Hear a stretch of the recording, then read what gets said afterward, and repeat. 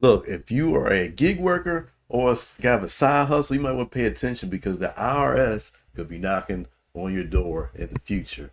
So we're going to talk about three things you can do to avoid that situation and a special tool that will help you out. But here's what I'm talking about. Yahoo Finance had a very interesting article, and let's go to this one. They had a very interesting article, and basically, it's entitled IRS is cracking down on a type of income earned by millions of people. And this goes back to 2022 when they had the Inflation Reduction Act, and they basically enabled the IRS to start looking at the money people were making from different side hustle income, gig work income, freelance income, because they want to get all the tax money they can. And so it mentions here the IRS is cracking down on a specific category of income, the side hustle. It says 27% of Americans have a side hustle, according to Bankrate. And the median gig worker, this type of income is averaging about $200 a month.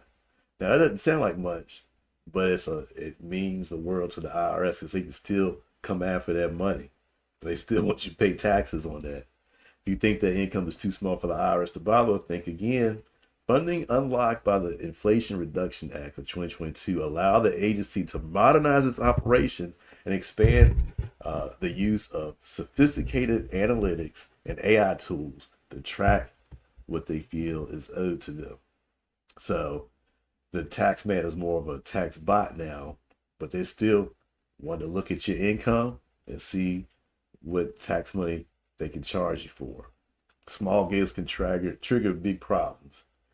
According to this article, no amount of earned income is too small, although the agency does say that you need to report any side income of $400 a year, uh, any amount you earn on ride sharing apps, renting out a portion of your property, selling new and used items online, errands, whatever goes under that category. So it could be as little as $400 a month. If you fail to report side income, the agency has several ways to track it. They use third-party vendors. They can look at any corporations you interact with. So if you do any side income, and I believe most places it's $600. If you make $600 with that one company, they got to send you a 1099. But according to this, even if you don't make that much, you're supposed to report that income. And what they'll do is they'll even go to the point where they'll track direct payments to your bank account. Even if you use Venmo or PayPal or Cash App or anything like that, they'll track those transactions as well. And if you get paid cash, they'll start looking if they suspectful or suspicious of you not reporting income. They'll track your purchases. So what can you do? First, you want to track everything. Keep a simple ledger or an accounting app that records all your income and expenses for the side work. Second, report all income, even if it feels too small to report. Now, you might be concerned that this creates a higher tax bill, but it also will create potential deductions. It gives the example, let's say you were driving for Uber and you earned $2,000 for Uber. If you just keep the records of your repairs, for example, $1,000 of repairs, you keep track of that mileage. Oh my goodness, that will give you a big deduction. So it can reduce your liability $1,000 in this example. But if you neglect the report and the IRS discovers the revenue years later, they're going to charge you taxes on that $2,000. And then the third thing you can do is you can separate your finances. So have an account and a credit card for personal and the same thing for business, basically. And that way you can it'll help you not make as many errors.